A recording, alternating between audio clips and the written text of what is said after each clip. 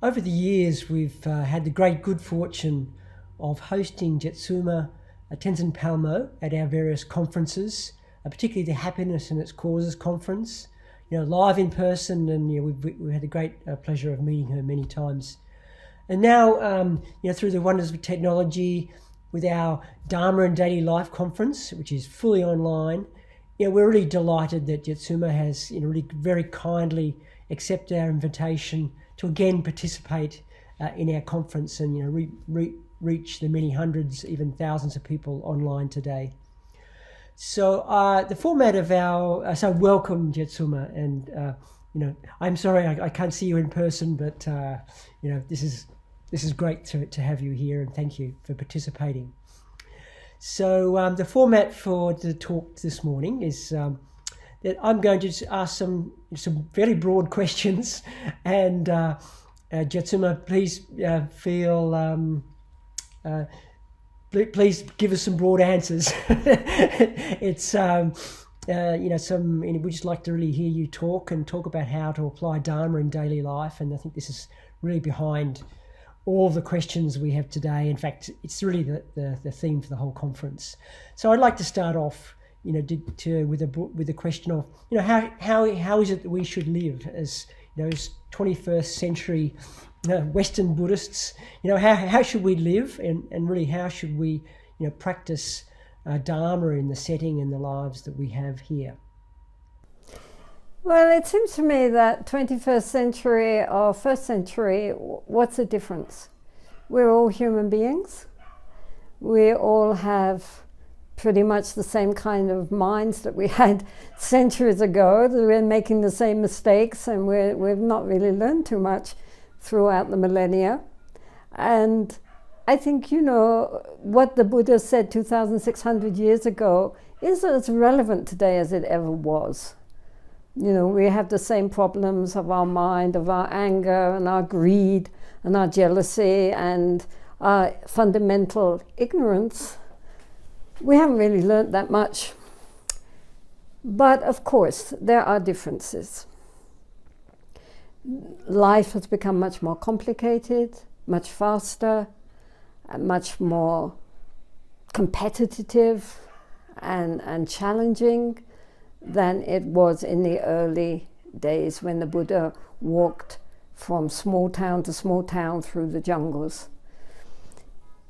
And I think what is important is that we recognize that those days when Dharma was considered to be something which you left society and joined monasteries and so forth in order to study and practice, and then that was Buddhist practice, and that other ordinary people, lay people, their main function was to make offerings to support those who were the professionals in the Dharma world.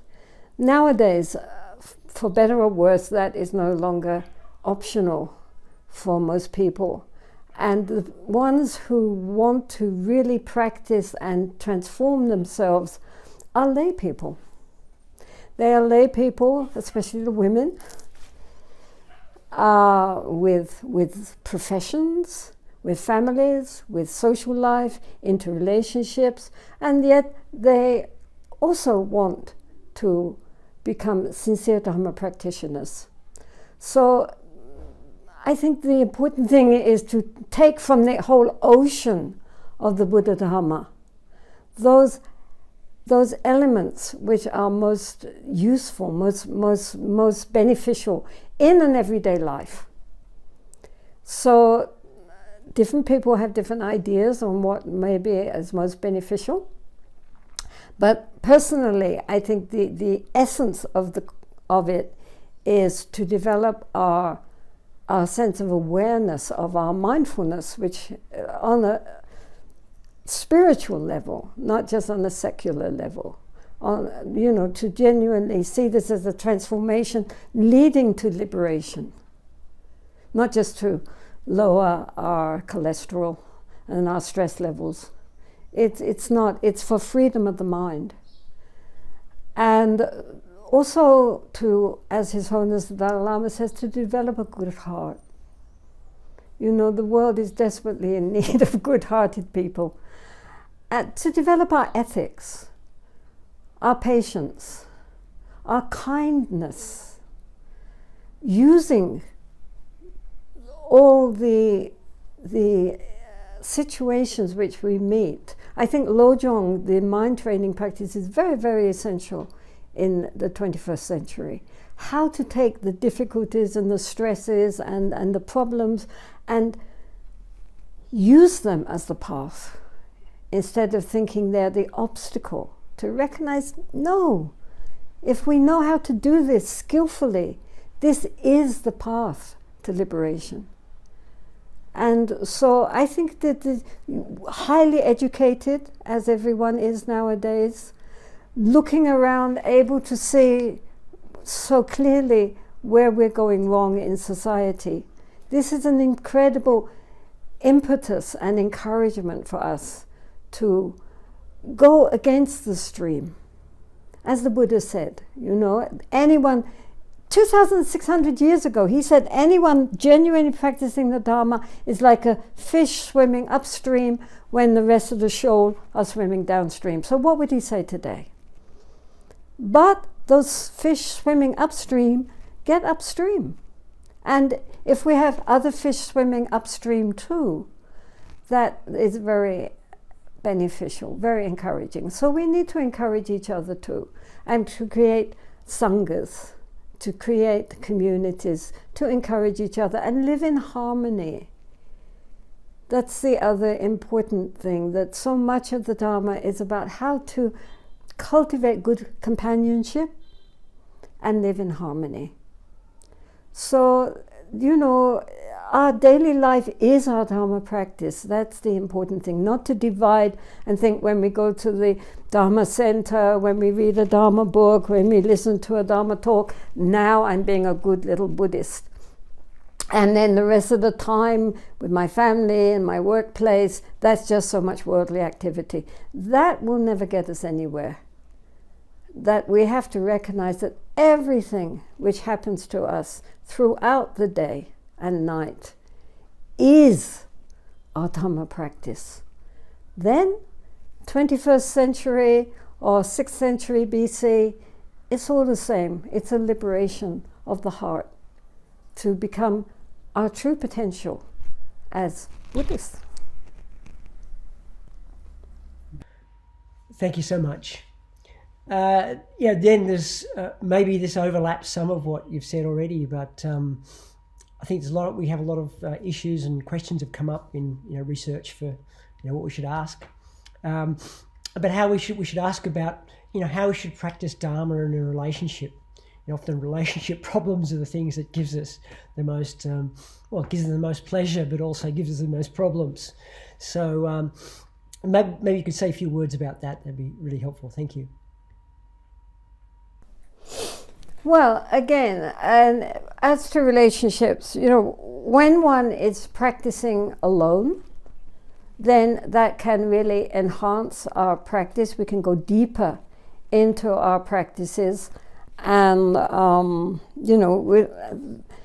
but Buddhism isn't just meditation, right?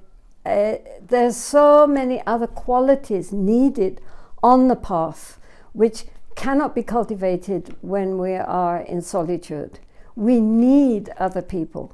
We need other people, such as, learning how to be more generous and sharing, how to be more kind, how to be more patient, and so many other qualities which are important qualities. They are paramita.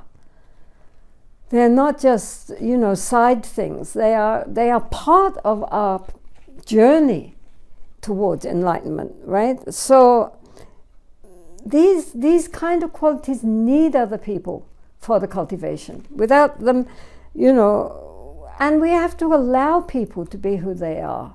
That's part of our cultivation of patience, that we give people the space to be themselves and not try to make them into something else.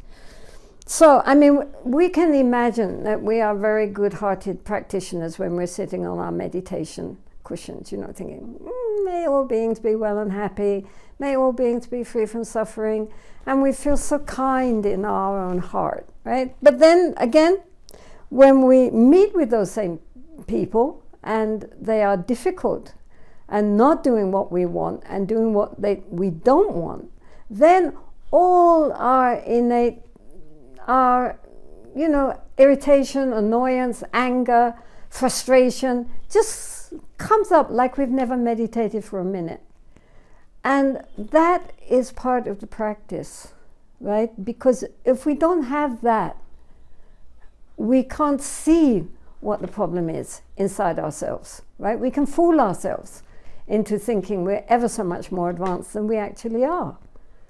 And so we should be grateful when people press our buttons, and especially in the family, because we are habitually responding to these same people that we have grown up with maybe, or that we have lived with for years, and it becomes like a cycle.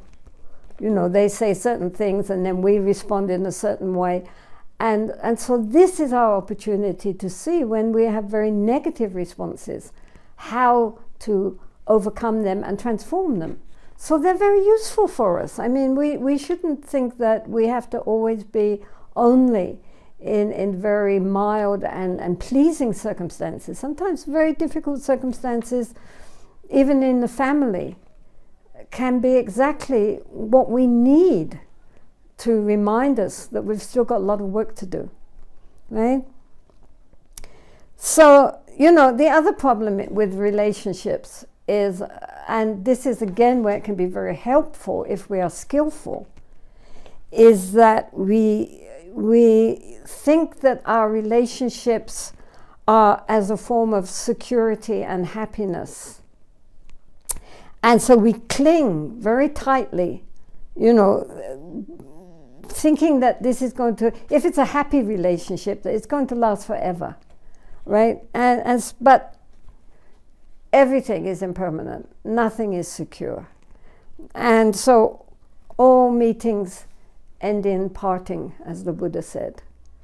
And so again, we can learn to work on the grasping nature of our mind and our attachments, and transforming our attachments and our grasping into genuine love and allowing. I mean, this whole question of attachment and genuine love is a very important one, and is a bit tricky one for people, because we mistake attachment for love and we don't understand. So, I mean, often I use the example of, like, if you have a beautiful butterfly, and you have the beautiful butterfly on your hand, and you think, this is really a very beautiful butterfly, but it's very fragile. I have to protect it. I have to look after it, because otherwise it will hurt itself. Don't worry, butterfly, I'm taking care of you. And boom. No butterfly. Butterfly dead. And that's where we make our mistake. We think that the more we hold on and grasp and cling, that's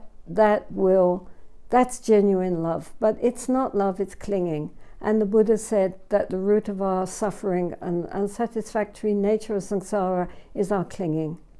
So what we think is going to bring us the greatest happiness actually brings us anxiety, worry, jealousy, and all sorts of negative emotions. It doesn't bring the sense of open, spacious lovingness that we imagine it will do. So I say, therefore, that attachment says, I love you and I want you to make me happy. And genuine love says, I love you, therefore I want you to be happy. And whether that happiness includes me or not, that's not the point. I want you to be happy because I love you. Doesn't mean anything to do, I don't own you, right? You are there and I love you and I want your happiness. That's the expression of love. When we do metta meditation, we think, may you be well and happy, right?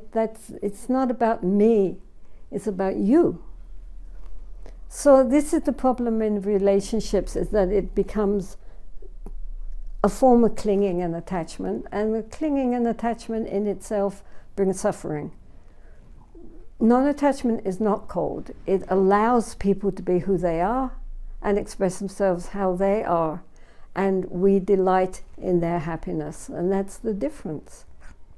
So relationships are a beautiful way for us to work on this self-cherishing mind, which thinks, I need you in order for me to be feeling okay, because that is not where we're going. And if we go that way, in the end, we will just create suffering for ourselves and for others.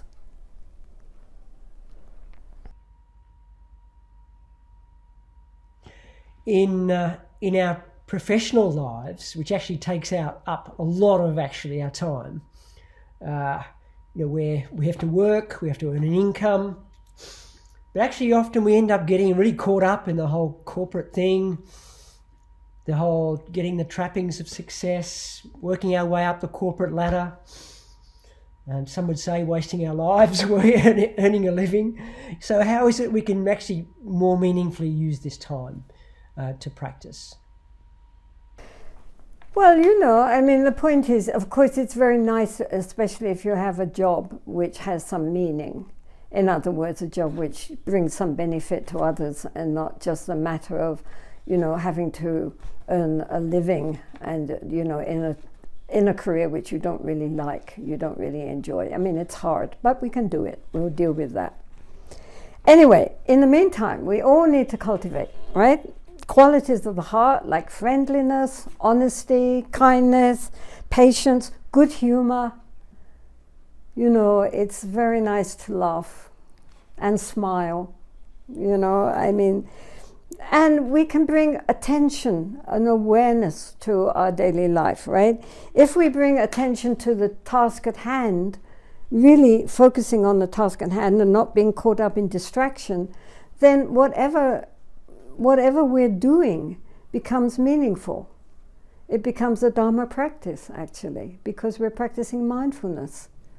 And so it's not really so much what we're doing, but of course, providing it's virtuous and kind. I don't mean like if you're a burglar, you might be very, very mindful, but that is not right mindfulness, because the underlying intention is not good and kind, right? So the underlying intention should be kind and good.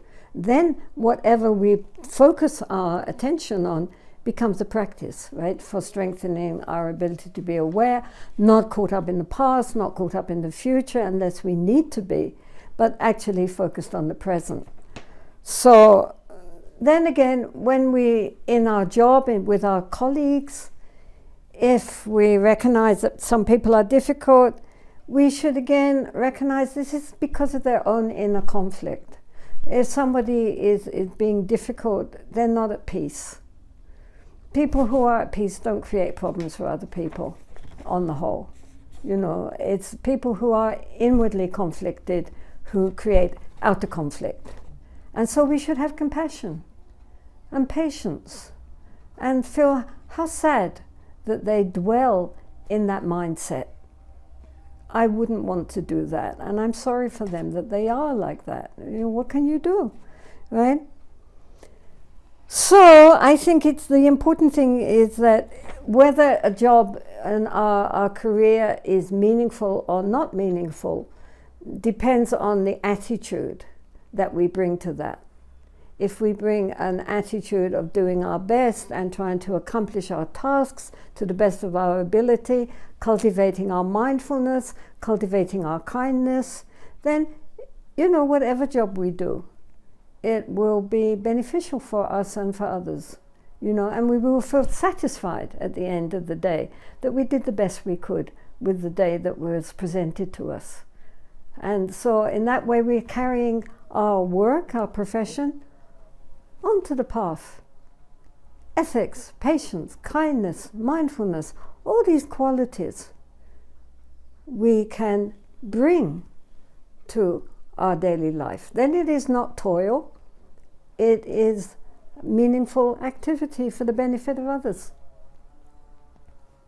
And maybe the final question, Jetsuma, is, I think often, in fact pretty well always, things don't go according to our best plans. Life has its ups and downs and throws us lots of curveballs along the way.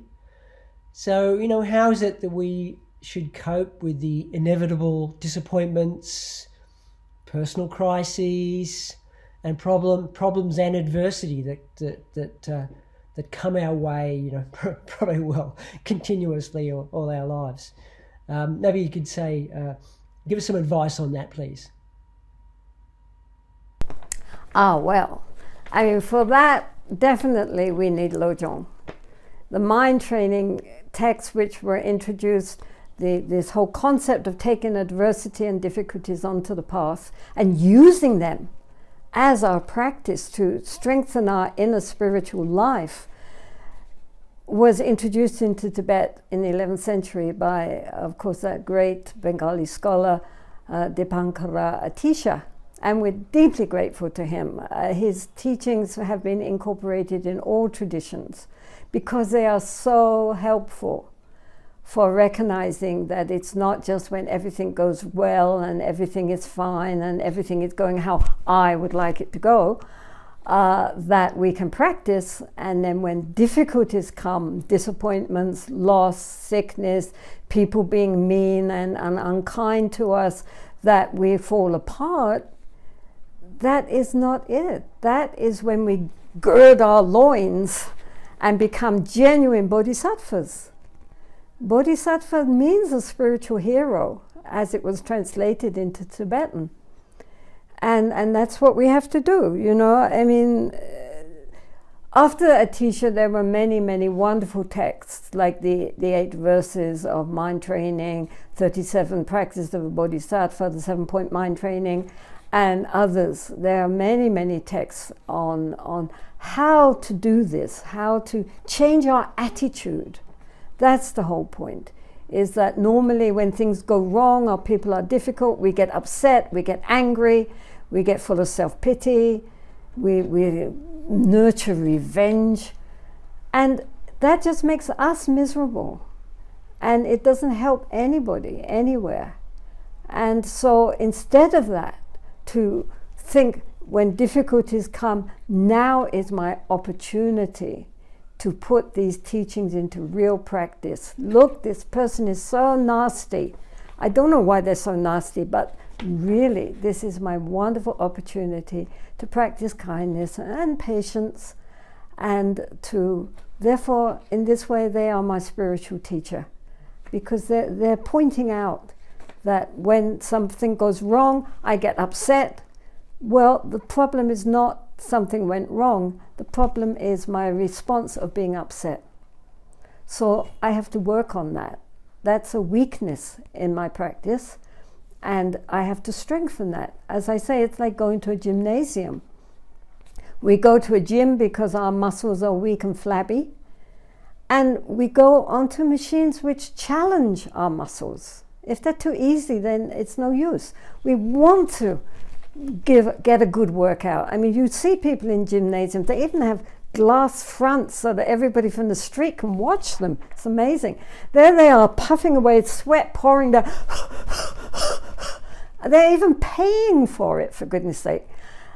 But because they know that this time of challenge and difficulty is going to make them strong, that their muscles are going to tone up, and after that they will get on even more difficult machines.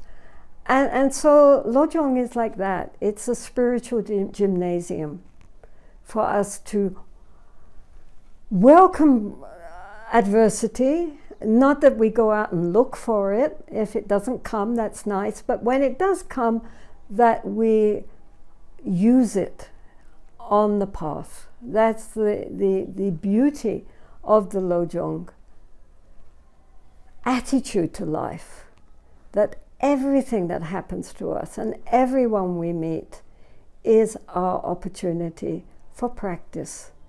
Everything can be taken on the path. Nothing needs to be rejected.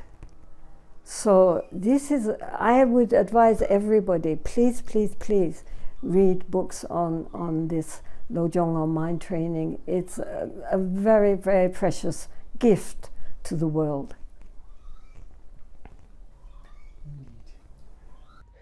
So thank you very much, Jetsuma.